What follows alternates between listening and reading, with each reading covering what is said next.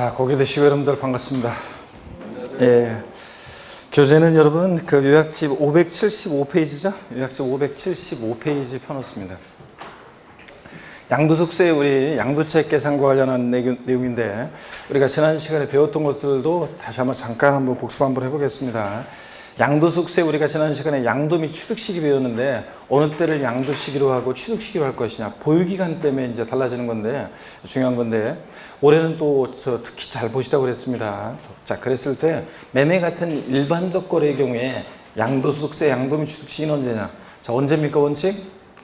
매매 같은 일반적 거래의 경우에 양도소득세 양도 시기 및 취득 시기 언제로 합니까?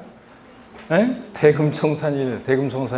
자, 대금청산일로 하는데 계약상 잔금질과는 관계가 없다고 그랬습니다. 실제로 잔금의 전부를 주고받은 날이고 대금청산일인데 근데 계약서와 관계없고 이 대금청산일의 대금에 양수인이 부담하기로 한 양도소득세나 부가세금 포함합니까? 제외합니까?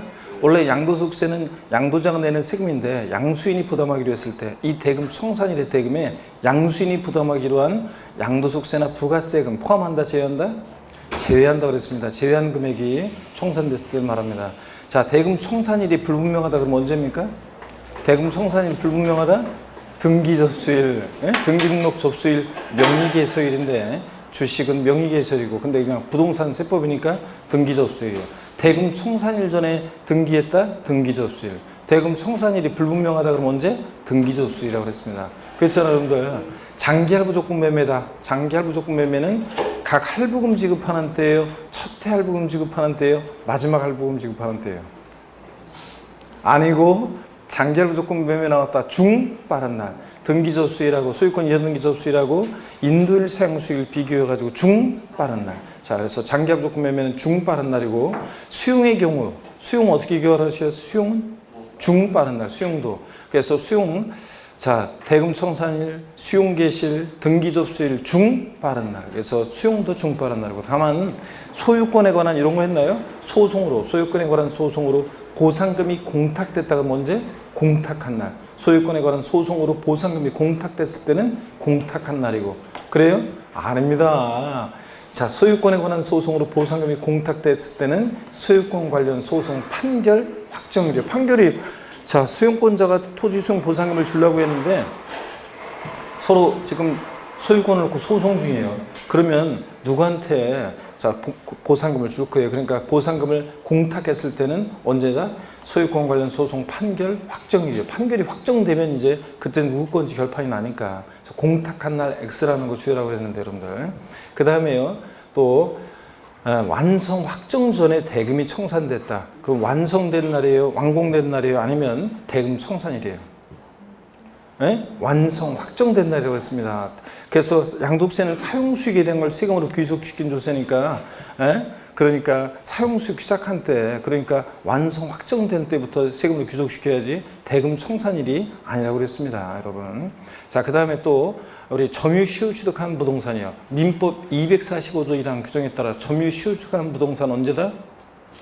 점유개시일이에요? 시효 만료일이에요? 등기접수일이에요?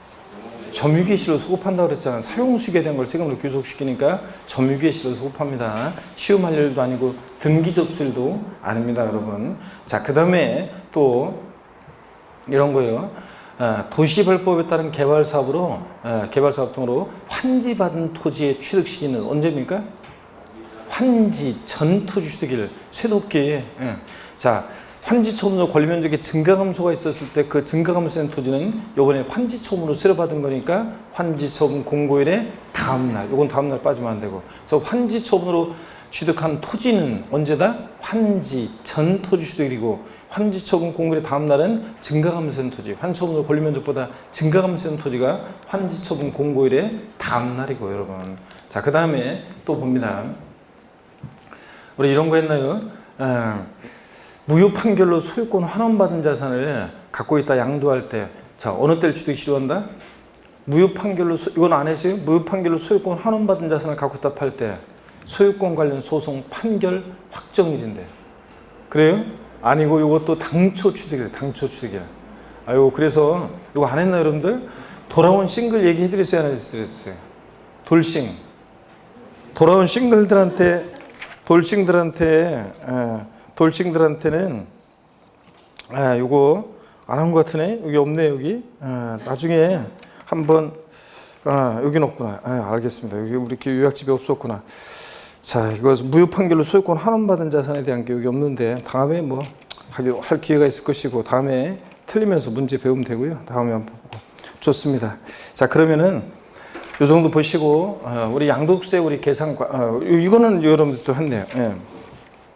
뭐냐면 의제 취득이요. 토지 건물 부동산에 관한 걸 기타 자산 얘네들 토지나 건물 부동산 기타 자산 같은 부동산 이런 애들은 1984년 12월 31일 이전에 취득한 것은 실지 취득일에 관계없이 78년에 취득했든 83년에 취득했든 84년에 취득했든 언제? 1985년 1월 1일 날 취득한 것으로 본다고 그랬죠? 이런 걸 했잖아요, 여러분들. 1985년 1월 1일 날 취득한 것을 보고 이런 것도 했고. 그 다음에 양도세 계산 과정 가, 필, 차, 장, 소, 기, 과입니다. 그래서 양도가액에서 필요경비 빼서 양도세 구할 때 그 필요경비는 그 자산을 취득할 때 들어간 비용. 자, 그래서 이런 거 했었잖아요. 우리가 양도소득세 양도가액에서 필요경비를 빼서 우리가 양도책을 구할 때 있잖아요. 자, 그럴 때 필요경비는 그 자산을 취득하면서 들어간 취득가액 또 그리고 기타 필요경비가 있잖아요. 기타 필요경비가 있는데 자, 그랬을 때 기타 필요경비를 공제해서 양도책 구합니다. 그럴 때 양도가액과 취득가액의 동일 기준 적용 원칙 배웠어요. 양도책 계산 시에 양도가액을 실거래가에 의하면 취득가액도 뭐에 따르고? 실거래가. 양도책 계산 시에 양도가액을 기준시가에 의하면 취득가액도 뭐에 따른다? 기준시가. 이거 배웠죠? 그 다음에 양도책 계산은 원칙적으로 실거래가를 적용합니다. 실지 양도한 가액, 실지 취득한 가액을 적용하죠. 그런데 그럴 때 양도책 계산 시에 양도가액과 취득가액이 계약서나 증빙서류 등에 있어 확인이 안 된다. 자, 과세권자가 실지 거래가액을 인정할 수 없거나 확인이 안 된다. 그러면 양도가액과 취득가액은 추계해서 정하는데 어떻게 추계 정하느냐? 매, 감, 환 또는 기준시가를 적용합니다. 근데 콕 집어서 양도가액이 불분명할 때, 확인되지 않을 때 양도가액은 어떻게 실지 양도한 가액은 자, 이 불분명하다. 양도가액은 어떻게 추계해서 정한다? 매, 감, 기 순서라고 했죠. 매매사례가액, 감정가액, 기준시가. 또 취득가액이 만약에 불분명하다. 그럼 취득가액은 어떻게 추계일정 경정한다? 매, 감, 환, 기 순서로 추계일정 경정합니다. 매감기, 매감한기를 하셔야죠, 여러분들. 자, 그럴 때 매매사례가액이라는 것은 당해의 자산의 양도일 전후 또는 또 취득일 전후로 해서 자, 몇 개월이요? 3개월 내에 이 당해자산과 유사성 있는 거래가액을 참작합니다.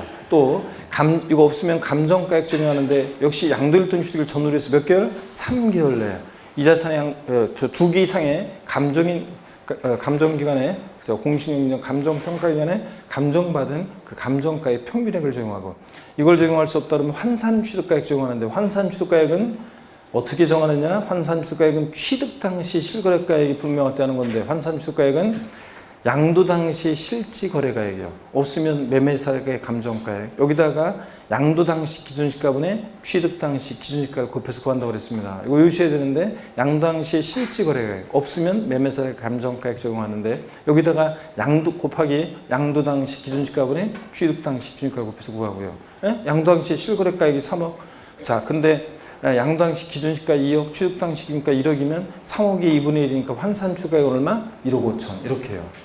했어요, 여러분들? 자, 그 다음에 이런 걸 했었고, 또 그 다음에 보세요. 우리가 양도책 계산 시에 양도가액은 실지 양도한 가액을 적용합니다. 근데 다만 특수관계 법인에게 양도했을 때는, 특수관계 법인에게 양도했을 때는 법인세법 52조에 따른 시가라는 것을 양도가액으로 봐서 실지 양도한 가액으로 봐서 양도책 계산하는 경우도 있고요. 자, 취득가액이 만약에 확인이 된다. 취득가액이 확인이 된다. 그러면 취득가액을 실지 취득한 가액을 적용한다. 실지 취득한 가액을. 그러면 기타 필요경비는 자본적 지출액과 양도비용 합한금액을 우리가 기타 필요경비로 한다고 그랬습니다. 그렇죠, 여러분들? 그럴 때 실거래가를 중에서 양도책 계산할 때 필요경비 항목에 포함하는 거 안 하는 거예요. 이 취득가액이요. 취득 원가에 상당한 가액인데 매입가액, 매입한 가격에다가 취득 관련한 조세나 공과금, 자, 기타 비용을 가산한 금액인데 그럴 때 이 취득가액에 현재가 차린 차금은 포함해요, 제외해요?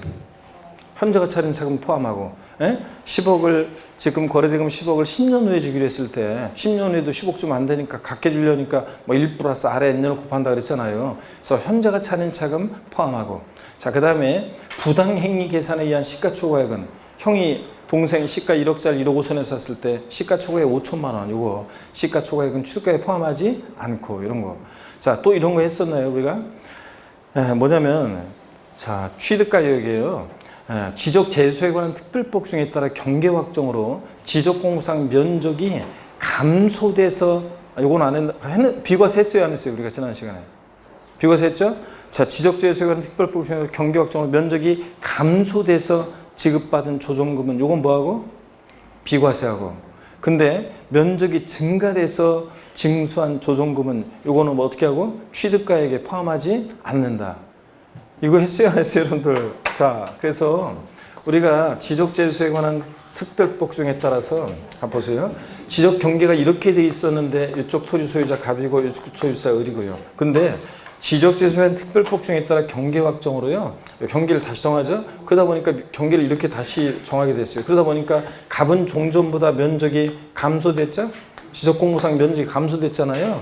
자, 을은 증가됐잖아요. 이것을 갖다가 다시 지적 측량 다시 하면서 지적재수에 관한 법률에 따라서 측량을 다시 하면서 이걸 갖다가 그냥 국가, 자, 지자체에서 그냥 맘대로 이 사람한테 경계를 다시 딱 정하면서 이 사람한테는 뺏어가지고 을한테 그냥 주고 이러면 되겠어요? 안 되지. 그래서 이렇게 면적이 감소된 경우에는 이 사람은 조정금을 보세요. 이 사람은 조정금을 자, 지급하겠죠? 네? 지급할 거 아니에요. 조정금을 지급하고. 그 다음에 이 사람한테는 면적 늘어난 만큼, 자, 어떻게 합니까? 조정금을 징수할 거 아니에요. 조정금을 징수하고. 자, 이랬을 때 이 면적이 감소돼서, 자, 지적공무상 면적이 감소된 경우에 이 조정금을 지급하는 주체가 요거는, 자, 지적소관청이잖아요. 자, 지자체에서 주는 거니까, 그러니까 요 이전은 요거는 양도세를 뭐하고 요거는 이때는 비과세하고. 그 다음에 이때 면적이 늘어나는 사람 있잖아요. 조정금을 징수합니다. 징수할 때 요때, 자, 요것에 대해서는 나중에 이 토지 소유자 을이 이 토지를 갖고 있다 팔 때, 자, 이 조정금은 취득가격에 포함한다, 안 한다? 안 한다 그랬습니다. 을의 취득가격에 포함하지 않는다. 요 얘기예요. 그래서 다시요, 지적재수에 관한 특별법 중에 따라 경계 확정으로 면적이, 자, 감소돼서 지급받은 조정금은 요건 양도세 뭐하고? 비과세하고. 요거 비과세하고. 주는 주체가 이게 지자체다 보니까. 근데 면적이 증가돼서 징수한 조정금은 을의 입장에서 요거, 자, 이 비용만큼을 부담했잖아요. 조정금만큼을 부담했잖아요. 그래. 이 토지를 갖고 있다 팔 때 양도세 계산 시에 취득가액에 포함한다, 안 한다? 안 합니다. 포함하지 않습니다. 오늘 요 얘기예요, 이거. 자, 그 다음에 계속 봅니다.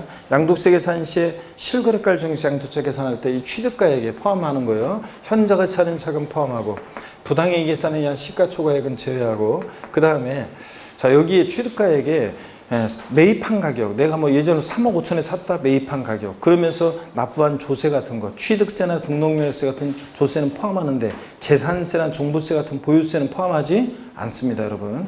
자, 재산세, 종부세 같은 보유세는 포함하지 않고, 또 이거 조세만 말씀드리면, 예전에 기납부한 상속세나 증여세, 옛날에 상속 증여받으면서 냈던 상속세나 증여세는 포함한다, 안 한다? 안 합니다, 여러분. 물론 증여세는 예외가 있지만요. 그 다음에 이 취득가액에, 자, 거래 당사자 간에 대금 지급하는 방법에 따라 지급하기로 한 이자는 포함한다, 제외한다?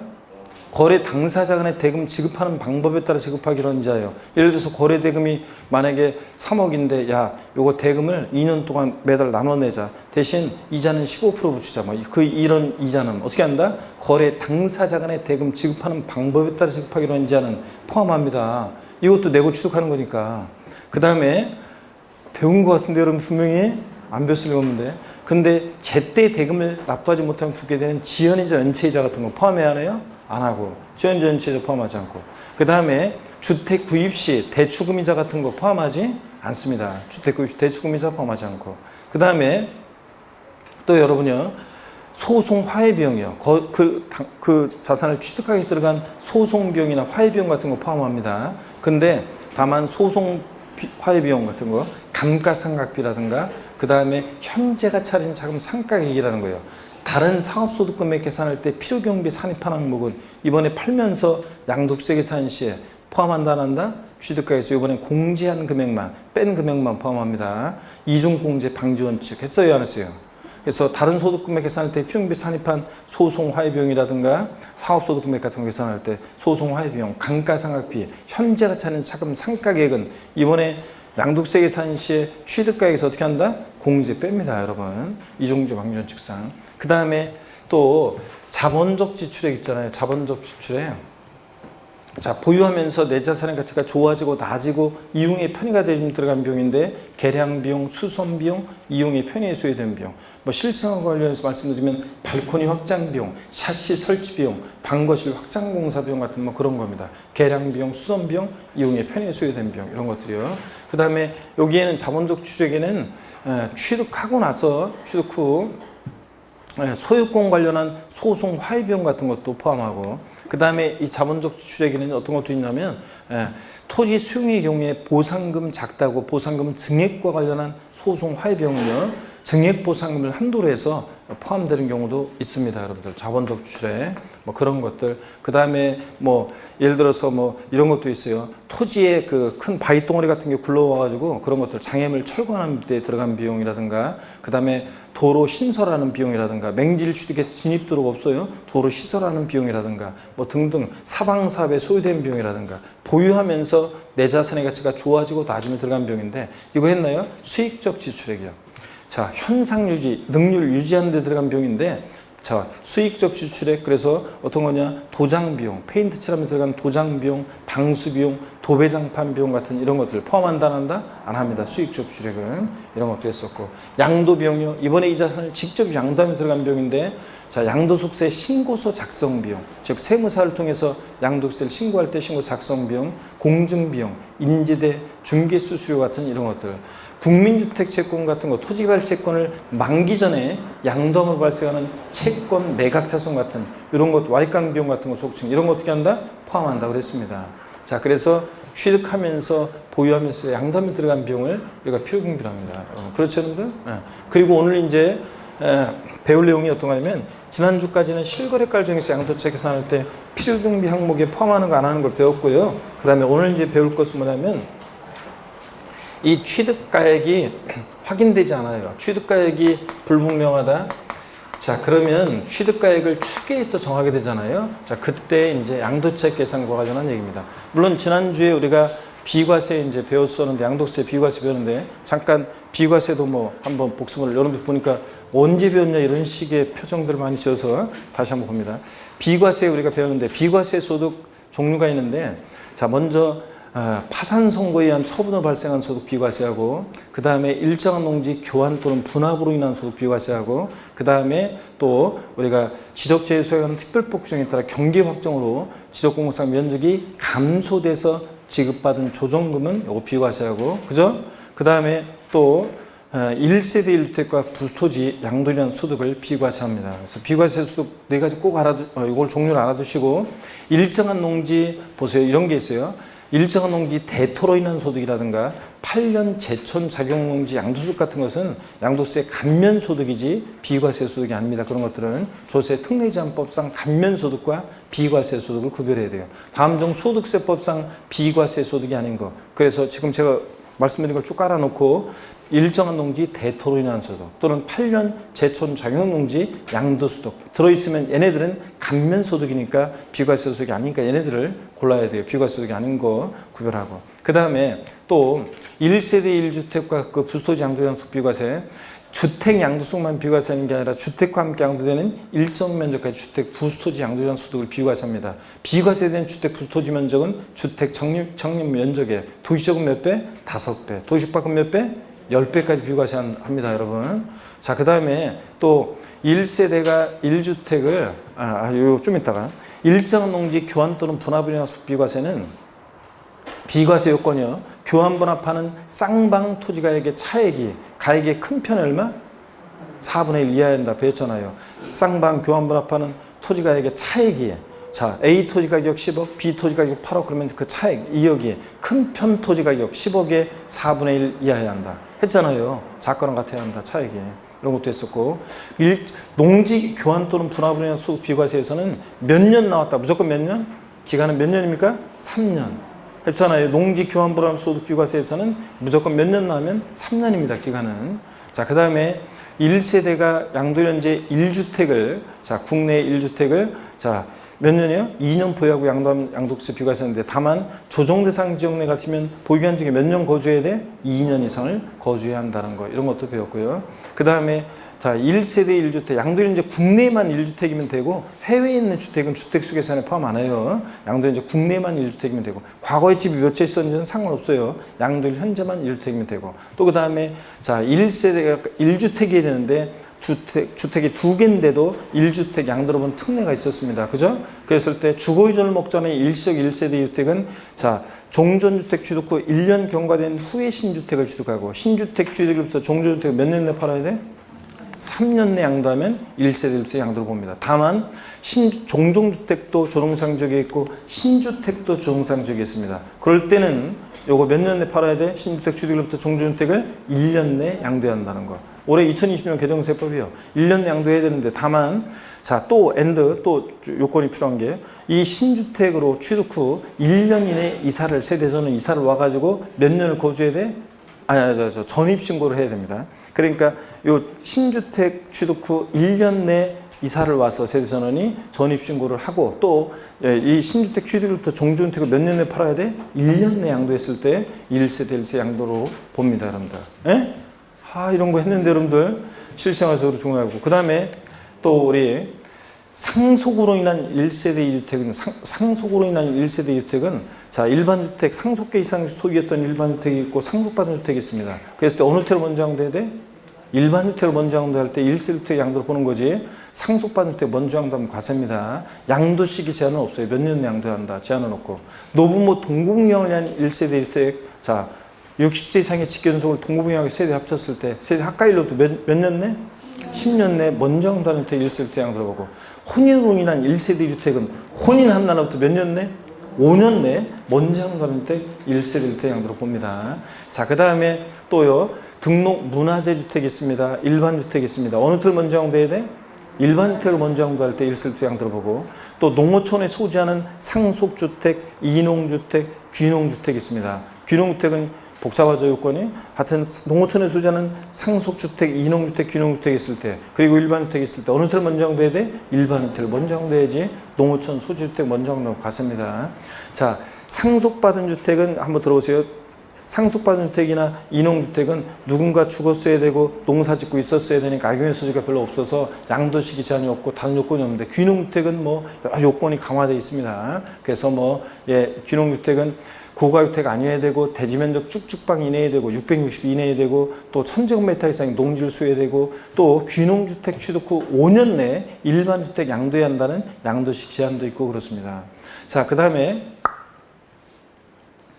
장기 임대주택 또는 장기 가정 어린이주택과 그 다음에 거주주택이 있습니다. 어느 주택을 먼저 양도해야 돼? 거주주택을 양도할 때 1세대 양도를 봅니다. 근데 다만 특이하게도 이때 거주주택은 비과세까지 받으려면 1세대 거주주택을 먼저 양도할 때 1세대 주택 양도를 보는 거지. 자, 거주주택 양도했을 때 비과세까지 받으려면 몇 년 거주를 해야 돼?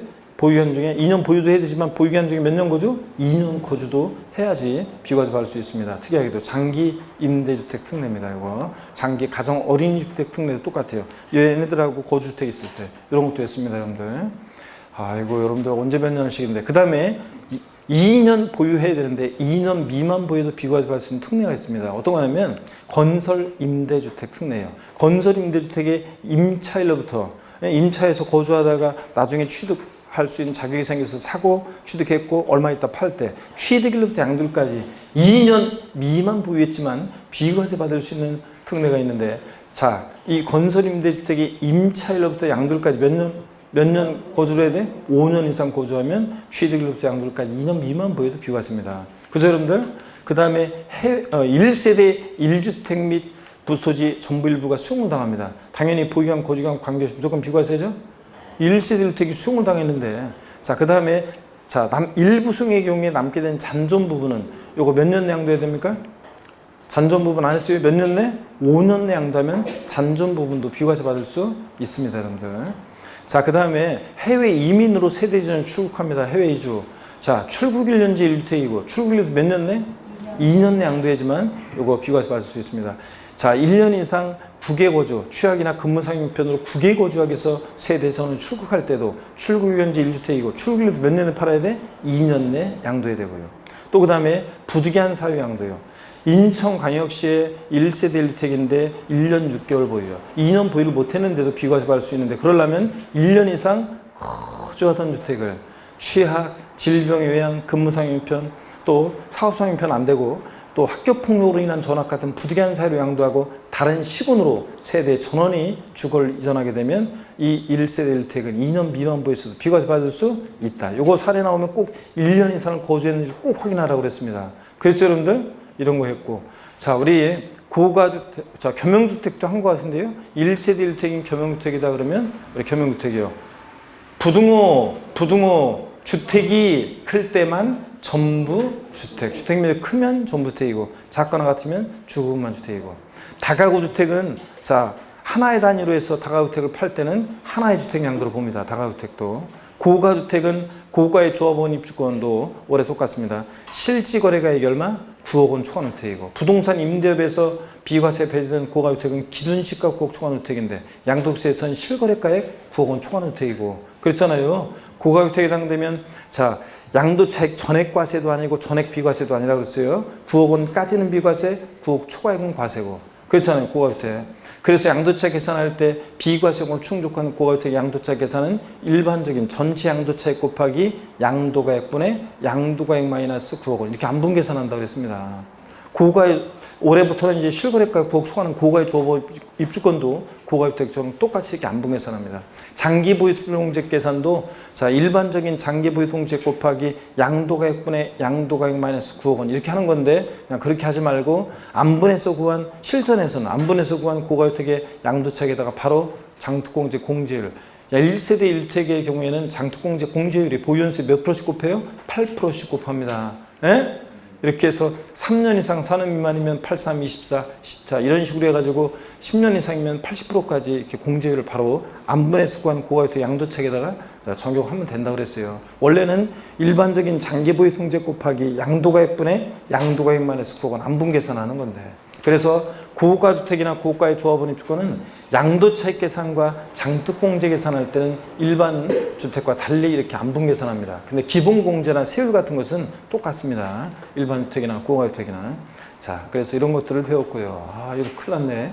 자, 그러면 오늘 고개를 한번 드시고 복습이 길었는데 여러분들 목 운동 한번 다시 한번 3시간 한번 하고. 아이고, 참.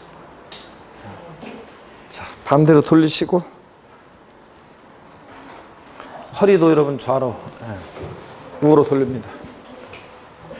아이고.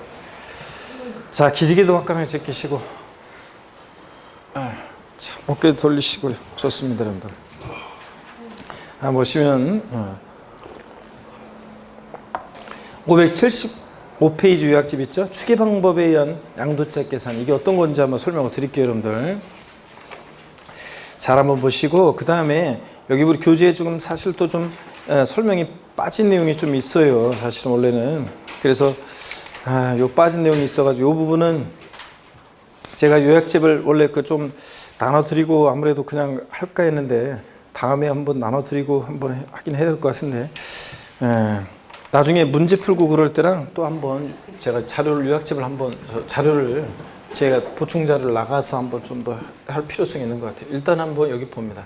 자, 취득가액이요. 양도차익 계산 시에 취득가액이 실제 취득한 가액을 적용하면 기타 필요 경비는 자본적 취득과 양도금 합한 금액이에요. 근데 취득가액이 분명해. 그럼 취득가액을 추계해서 정한다고 그랬습니다. 자, 추계해서 어떻게 해요? 매, 감, 환 또는 기준시가를 이렇게 적용합니다. 매감한기에. 자, 그랬을 때 취득가액을 이렇게 추계해서 정하잖아요. 그럼 취득가액을 추계해서 정하면 이 기타 필요 경비는 일일이 들어간 비용을 공제하지 않고요. 일일이 들어간 비용 공제하지 않고 자산별로 이 기타 필요 경비는 일률적으로 정해요. 자산별로 일률적으로. 그래서 필요 경비 계산 공제액이라는 것을 필요 경비 계산공제액이라는 것을 기타 필요경비로 합니다. 그래서 자 보세요. 취득가액을 추계해서 정하면 기타 필요경비는 자 필요경비 계산공제액이라는 걸 적용하는데 이 필요경비 계산공제액은 자산별로 이제 일률적으로 이제 공제율을 적용하는데요. 자 다시요. 필요경비 계산공제액은 어떤 때 적용하느냐? 자 그러면 취득가액을 추계해서 정할 때 기타 필요경비는 필요경비 계산공제액 합한금액으로 합니다. 그럴 때 자산별로 어떻게 일률적으로 정하느냐 그러면 보세요. 토지 건물 같으면 취득 당시 기준시가에다가 공제율 3%를 적용해요. 근데 미등기 양도하는 토지 건물의 경우는 필요경비 계산 공제 적용을 배제하지 않고 0.3% 1,000분의 3 0.3%를 적용합니다. 자, 그 다음에 또 보세요. 지상권이라든가 전세권이라든가 그 다음에 등기된 부동산 임차권 있죠? 등기된 부동산 임차권. 얘네들은 취득 당시 기준가에다가 양도 당시가 아니에요. 취득 당시 기준가에다 공제율 7%를 적용해요. 그리고 나머지 애들이요. 아파트 당첨권, 입주권 등 또 기타 자산 등등 나머지 애들은 취득 당시 기준가의 공제율 1%를 적용합니다. 그래서 필요경비 계산 공제액이요. 자, 공제율은 이렇게 적용합니다. 3, 7, 1이에요. 그래서 여러분 애 낳고 나서 며칠 되기 전에 감염 부정탄다? 어른들이 얘기하잖아요. 3, 7, 1 노피로 외웁니다. 그래서 필요경비가 계산공제를 나왔다. 며칠 되기 전에 감염 부정타느냐? 3, 7, 1입니다. 노피로 외우는데 맨 위에 3% 어떤 거예요? 토지 건물. 중간이 지상권, 전세권, 등기된 부동산 임차권. 나머지 다 몇 프로? 1%. 그래서 3, 7, 1 이렇게 외웁니다. 여러분들. 미등기 양도하는 토지 건물은 필요경비 계산 공제 적용을 배제한다 그러면 틀려요. 배제하는 것은 아니고 0.3% 1,000분의 3 불이익은 있지만 인정합니다. 자 이렇게 해서 여러분요 이렇게 합니다. 근데 여기 잠깐 보세요. 이것까지 한번 보세요. 필요경비 산정원리 다시 한번 보세요. 요까지 얘기를 취득가액을 실제 취득한 가액을 적용하면 필요경비 산정원리 취득가액을 실제 취득한 가액을 적용하면 기타 필요경비는 자본적 지출액과 양도비용 합한금액인데 다만 취득가액이 불분명하다 그럼 취득가액을 추계해서 이렇게 정할 때는 매가만기를 적용할 때는 기타 필요경비는 필요경비 계산 공제액을 기타 필요경비로 합니다. 근데 여기를 좀 주의해 보세요. 취득가액을 특별히요. 매매사가액이나 감정가액이 없어서 취득가액을 특별히 이 환산 취득가액으로 할 때는 있죠. 그럴 때는 자 보세요. 취득가액을 환산 취득가액으로 할 때는 환산 취득가액 플러스 필요경비 계산 공제액 합한금액과요.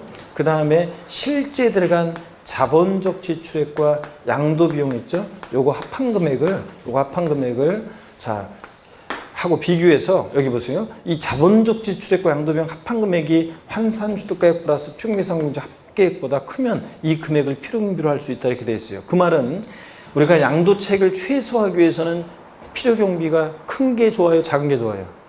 양도책을 최소화하려면 필요경비가 커야 되겠죠? 그래야지 큰 걸 빼야지 양도책이 줄어드니까. 자, 그래서 둘 중에 선택할 수 있어요. 근데 여러분 보세요. 취득가액을 매매사가액이나 감정가액이나 기준시가로 할 때는 기타 필요경비는 무조건 필요경비 계산 공제액을 적용해요. 근데 이렇게 선택할 수 있는 것은 취득가액을 매가만기 중에서 어떤 거로 할 때 환산 취득가액으로 할 때만 이렇게 선택할 수 있습니다. 자, 이런 것들 우리가 이따 기출문제를 통해서 문제를 한번 또 풀어볼 거고요. 자, 그럼 교재를 보겠습니다. 교재 보시니까 575페이지 보세요. 추계 방법에 의한 자 양도책 계산이요. 자, 양도가액에서 필요경비를 뺄 때 필요경비가요. 취득가액이 매, 감, 환, 이런 자 이렇게 추계해서 취득가액을 정하잖아요. 그럼 기타 필요경비는 필요경비 계산 공제액을 적용합니다. 취득가액을 추계해서 정하게 되면. 그럴 때 필요경비 계산 공제액은 어떻게 적용하느냐? 그러니까 필요경비 계산 공제액은 취득가액을 추계해서 정할 때만 이렇게 기타 필요경비를 필요경비 계산 공제액을 적용합니다. 기타 필요경비를. 그럴 때 자 필요경비 계산 공제액을 보니까 토지 자 보니까 취득 당시 개별 공시가 여러분 제가 이렇게 뭉뚱그려서 취득 당시 기준시가라고 했는데 토지 건물 이런 것들 취득 당시 기준시가라고 했는데 자 토지의 경우 기준시가는 개별 공시가죠. 그러니까 취득 당시 기준시가 저 개별 공시가의 몇 프로요? 3%. 미등기 양도한 자산은 배제하는 것은 아니고 0.3% 적용합니다. 다 체크고 일반 상업용 건물, 오피스텔, 취득 당시 국세청장에 산정고시하는 가액. 이게 뭐냐면 건물의 기준시가잖아요. 그러니까 그냥 취득 당시 기준시가의 몇 프로 역시 3% 이렇게 기억하면 돼요. 그냥 취득 당시 세분하지 말고 토지 건물은 그냥 취득 당시 기준시가의 몇 프로? 3%. 미등기 0.3%예요. 넘어갑니다. 570페이지, 76페이지 주택도요. 그냥 취득 당시 개별 주택 가격이나 공동주택 가격, 이게 주택의 기준시가니까 그냥 취득 당시 기준시가의 몇 프로? 3%. 미등기양도는 몇 프로? 0.3%. 이렇게 기억합니다. 토지 건물은 취득 당시 기준시가의 3%. 그 다음에 지상권, 전세권, 등기된 부동산 임차권은 몇 프로? 7%고. 그 다음에 나머지 애들은 다 몇 프로냐? 1%입니다. 그럴 때 거기 지상권, 전세권, 등기된 부동산 임차권 7%인데 나머지 그 미등기 양도에서는 1%가 돼 있잖아요. 자, 그 말은 무슨 얘기냐면 우리가 미등기 부동산 임차권은 양도세 대상이 돼야 안 돼요. 등기되지 않은 부동산 임차권은 대상이 아니에요? 아닙니다. 근데 지상권, 전세권은 등기와 무관하게 대상이 된다고 그랬죠?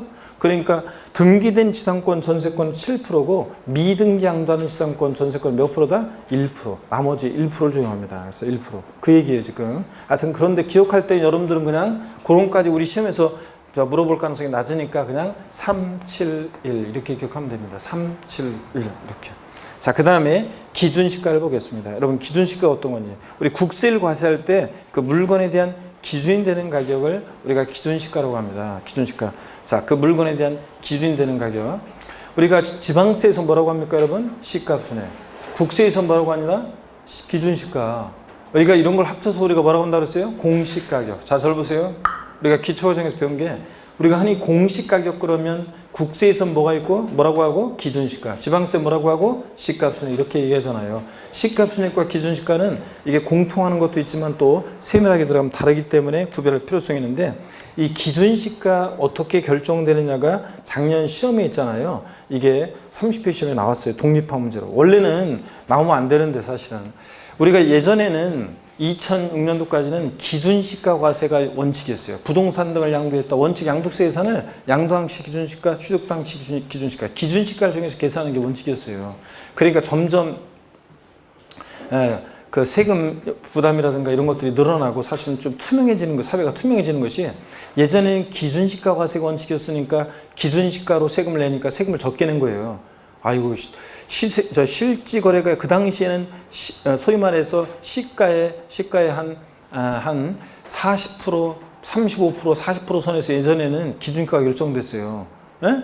그런데 그거로 세금을 냈단 말이에요. 지금은 그 만약에 실거래 그 시가가 1억이면 제가 그 당시에는 한 3,500만 원, 4천만 원이면 기준시가가 그 가격대 결정이 되는데 지금은 그 옛날에는 그 3,500, 4,000으로 양도세를 냈는데 지금은 자, 1억을 갖고서 세금을 내니까 세금 부담이 늘어난 거잖아요, 여러분들. 그죠? 어떻든 간에 자, 봅니다. 예전엔 기준시가 과세가 원칙인 시절에는 기준시가에 관한 결정이 어떻게 되는지 또 기준시가를 정해서 양도차 계산해봐라 이런 게 시험에 나왔어요. 그래서 16회 시험 때만 하더라도 기준시가를 정해서 양도차 계산하는 문제가 나왔었는데 자, 그 이후에 이제 전면적으로 지금 실거래가 과세가 도입된 이후에는 기준시가는 어떻게 결정되느냐 이런 것들을 물어본 적이 그 이후에 딱 한 번 종합 문제 속에서 정답중은 아니고 장식용으로 지문 한 줄 나온 적이 있는데 자, 그런데 그 이후에 쭉 안 나오다가 이제 작년에 기준시가 결정 어떻게 되느냐 처음으로 이제 독립화 문제 그 이후에 딱 한 번 나왔어요. 근데 올해 기준시가 결정 어떻게 되느냐 또 독립화 문제로 나올 가능성은 아주 극히 낮고요. 자, 그냥 기준시가 어떻게 결정되는지 편하게 한번 보겠습니다. 이건 기준시가 결정에 관한 자세한 얘기는 우리 처음 배우는 건데 한번 보세요. 토지는 일반적으로는 개별 공시지가예요. 거기 지정지역도 있고 지정지역 이외의 경우라고 되어 있잖아요. 자, 일반적으로 토지 기준시가는 개별 공시지가예요. 개별 필지에 대한 땅값 개별 공시지가예요. 근데 거기 보세요. 두 번째 칸부터 먼저 봅니다. 개별 공시지가가 토지 기준시가인데 토지 이게 시가편액도 되고요. 근데 이 개별 공시지가가 없는 경우에는 어떻게 하느냐? 개별 공시지가 없는 토지도 있냐 그러면 있어요. 자, 매립간 척해가지고 인가전에 그러니까 매립간 척해가지고 신규로 등록된 토지는 아직 기준시가가 공시된 적 없잖아요. 한 번도. 그럴 때는 어떻게 하느냐? 인근 유사 토지의 개별 공시가를 참작해가지고 관할 세무서장이 결정한 가액으로 하고요. 한 편하게 보세요. 그냥 뭐 현금 줄곧 연락이 외울 건 아니고. 그 다음에 지정지역 그 맨 첫 번째 칸 지정지역 내 토지 같으면 기준시가가 어떻게 결정되느냐? 지정지역이라는 것은 지가가 급등하거나 급등 우려가 있는 지역을 말하는데요. 국세청장이 그 지가가 급등하거나 급등 우려가 있는 지역을 지정지역으로 지정을 해요. 그러면 이런 지역은 개별 공시지가에다가 국세청장이 정하는 일정한 배율을 곱한 금액으로 하는데 만약에 땅값이 개별 공시지가가 1억인데 이 지역 땅값이 만약에 전반적으로 지금 지가가 급등하거나 급등 우려가 있는데 전반적으로 한 3배가 올랐어요. 그래서 국세청장이 배울 방법을 3배 이렇게 정해요. 그러면 1억에 3배, 그래서 3억 원이 이런 지역의 기준시가가 되는 거예요. 지정지역 내 기준시가는 어떻게 일정되느냐? 개별 공시가에다가 국세청장이 정하는 배율을 곱한 금액으로 하고요. 그 다음에 건물 봅니다. 건물도 두 번째 칸 지정지역 이외를 보세요. 자, 건물은 전국적으로 산정 기준이 국세청장이 정하는 기준에 따르기 때문에 자, 똑같아요. 자, 그래서 지정지역 이외 주택이라고만 돼 있는데 지정지역 이외 일반적인 자, 건물은요, 일반 주택뿐만 아니라 일반적인 건물은 국세청장이 1회 이상 산정고시하는 가격으로 해요. 주택뿐만 아니라 일반적인 건물은. 근데 지정지역 내 공동주택이나 오피스텔의 경우에는, 오피스텔 상업용 건물의 경우에는 국세청장이 매년 1회 이상 산정고시하는 가격이라고 되어 있는데, 저 차이점이 뭐냐면 토지와 건물을요. 원래 기준시가는 여러분 잘 보세요. 원래 기준시가는 상가와 상가의 건물과 토지 기준시가를 따로따로 결정해요. 상가 건물의 기준시가, 상가 토지는 토지 기준시가를 따로 결정하는데 이렇게 지정지역 내에 있는 오피스텔이나 상업용 건물의 경우는 건물과 토지를 일괄해서 평가한 가격으로 하는 그런 경우가 있습니다. 그래서 이게 토지와 건물의 가격을 일괄해서 산정고시하는 가격으로 하고, 자, 이렇게 한번 차이점 봅니다. 그 다음에 부동산에 관한 권리에서, 자, 작년에도 제가 있잖아요. 작년에도 제 요약집 하고서 할 때 또 문제집 할 때 딱 제가 작년에도 제 강의할 때 딱 2번 언급을 했어요. 기준시가와 관련해서는 2번 언급을 했는데 뭐냐면 다른 거는 제가 설명하지 않고 그냥 이렇게 슬쩍 읽어보라고 하면서 이 부동산을 취득할 수 있는 권리만 제가 작년에도 2번 얘기했었는데 작년 시험에 기준시가에 관한 결정 문제가 나오면서 독립법률로 나오면서 정답 주문이 거기 있었는데 어떤 거냐면 부동산을 취득할 수 있는 권리 그러면 어떤 거냐면요. 자, 아파트 상권이나 분양권 같은 거요. 자, 이런 것들, 조합원 입주권 같은 이런 것들은 거래했을 때요. 자, 기준시가를 어떻게 산정하냐 그러면 여기 우리 교재가 지금 그냥 종류, 규모, 거래상을 참작, 평가인가 이렇게만 돼 있는데 이게 정확히 얘기하면 사실 이렇게 돼 있고 시험에서는 이걸 물어봐서는 정확한 걸 물어봤는데 지금 그냥 너무 간단하게 돼 있네요. 취득일 또는 부동산을 취득할 수 있는 권리 같은 거 있잖아요. 아파트 당첨권, 분양권 같은 이 부동산을 취득할 수 있는 권리, 아파트 당첨권, 분양권 같은 이런 것들은요. 이런 것들은 어떻게 기준시가가 산정고시 되냐면 얘네들은 취득일 또는 양도일까지요. 양도일까지 불입한 금액과 불입한 금액과 여기다가 이제 요 불입한 금액에다가 취득일 또는 양도일까지 이렇게 해야 되겠네요. 취득일 또는 양도일까지 불입한 금액과 취득일 또는 양도일까지 자 요때까지요 프리미엄이 붙어 있어요. 그러면 그 프리미엄 상당하는 금액을 합한 금액입니다. 요 금액을 합한 금액이에요. 여기 이제 합한 금액 여기 부동산을 취득할 수 있는 권리의 기준시가거든요. 이게.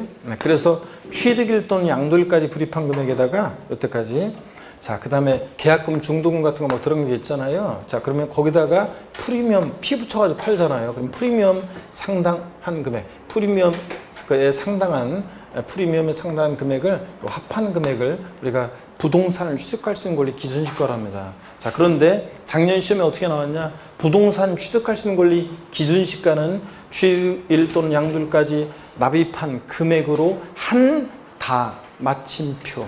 틀렸습니다.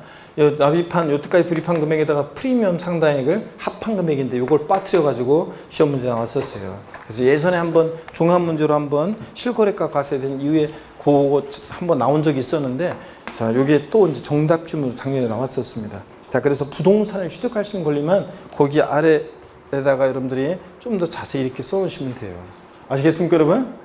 그럼 한번 이 정도 보시면 돼요. 그래서 기준시가에 관해서는 이 정도 그냥 한번 읽어보면서 이렇게 기준시가가 결정되는구나 한번 보고 가시면 돼요. 작년에 나왔기 때문에. 그 다음에 이제 5번 양도소득금액의 계산입니다. 자, 우리가 실거래가를 정해서 양도차 계산 또 그 다음에 취득가액이 불명할 때 우리가 양도가액이나 취득가액이 불명할 때 양도가액은 추계에서 정하는데 매감기 또 취득가액은 매감한기 이렇게 할 때 그럴 때 취득가액을 추계에서 정하게 되면 기타 필요경비는 필요계산 공제를 적용한다는 거. 자, 요거 특별히 매감한기 중에서 환산 취득가액을 취득가액으로 할 때는 환산 취득가액 플러스 필요계산 공제 합계액과 실제 들어간 자본적 지료 양도비용 합계액과 비교해서 이렇게 선택할 수 있다 이제 그런 얘기입니다. 자, 그래서 요 얘기 이제 기출 문제를 통해서 한번 나중에 보기로 하고요. 자, 그 다음에 이제 양도차익 계산했어요. 양도차익 계산했으면, 자, 요거 기출 문제가 요거 그럼 넘어가기 전에 한번 시간이 좀 뭐 하니까 한번 어떻게 기출 문제가 나왔었냐면 기출 문제가 여기 한번 보세요. 이따 보겠지만 양도가액이 불분명하다고 나왔는데 양도가액이 불명하면 양도가액은 보세요. 양도가액은 원칙적으로 실지 양도한 가액을 적용해야 되는데 실지 거래가액을. 근데 예외적으로 추계에서 불분명할 땐 추계에서 정하는데 어떻게 추계에서 정했습니까? 매, 감, 기를 추계에서 정했잖아요. 그럴 때 자 시험의 실전에서 이제 실전에서 나왔던 것이 양도가액과 취득가액이 불분명하다고 나왔어요. 그런데 양도가액이 불분명한데 매매사례가액이 있었어요. 매매사례가액 조건에 3억 원으로요. 양도 당시 기준시가는 2억 이렇게 나왔었고 취득가액 불분명한데 자 취득가액 분명한데 매매사액이나 감정가액이 없다고 나왔었어요. 조건에. 그러면 취득가액을 환산해서 구해야 되는데 자 환산 취득가액을 구해야 되는데 환산 취득가액은 어떻게 구하느냐? 자 양도 당시 실거래가액 없으면 매매사례가액 3억 원 곱하기 양도 당시 기준시가가 조건에 2억 취득당 기준시가 조건에 1억으로 나왔었어요. 그러면 환산 취득가액은 얼마예요? 1억 5천. 3억이 2분의 1이니까, 예, 그죠? 그래서 환산 취득가액 1억 5천이고, 그 다음에 이때는 필요경비는 일단 계산해볼 필요가 없어요. 필요계산공제액은 작아요, 숫자가. 1억 5천 얼마예요? 왜냐면 취득당 기준시가 1억에 3% 해봤자 300만 원이니까. 1억 5천 300만 원이에요. 환산 취득가액 플러스 필요계산공제 합계액. 근데 조건에 실제 들어간 자본적 지출액이 1억 4천. 양도 직접 비용이 2천만 원. 그래서 요거 합계액이 1억 6천이었어요. 그러면 양도차익을 최소화하기 위한 양도차익을 최소화하기로 할 때 양도차익은 양도세를 부담을 최소화하기로 할 때 양도차익은 얼마인가? 얼마입니까? 양도소득세를 부담을 최소화하기 위한 양도차익은 얼마입니까? 3억에서 자, 둘 중 어떤 걸 빼라고 그랬어요? 어떤 거? 큰 거를 빼야지. 그래서 1억 6천, 1억 5천 3백보다는 1억 6천이 크잖아요. 그래서 3억에서 필요경비 1억 6천을 빼니까 양도차익은 얼마가 된다? 1억 4천. 이런 식으로 해서 우리가 문제를 구합니다. 이렇게 해서 이런 식의 문제가 시험 문제 나왔었어요. 자, 이렇게 해서 받고 그 다음에 이제 잠깐 봅니다. 우리가 이렇게 해서 양도차익 구했어요. 가필, 차. 그 다음에 뭐예요? 장. 자, 소. 양도 소득금액 계산을 위해서 양도차익에서 공제되는 장기보유공제. 자, 소기 기본공제에서 우리가 과세표준금액을 구하잖아요. 가필, 차장, 소기, 관대. 그래서 양도소득금액 계산을 위해서 양도차익에서 공제되는 장기보유공제예요. 잠시 쉬었다가요. 우리 본격적으로 한번 보겠습니다. 잠깐 쉬겠습니다.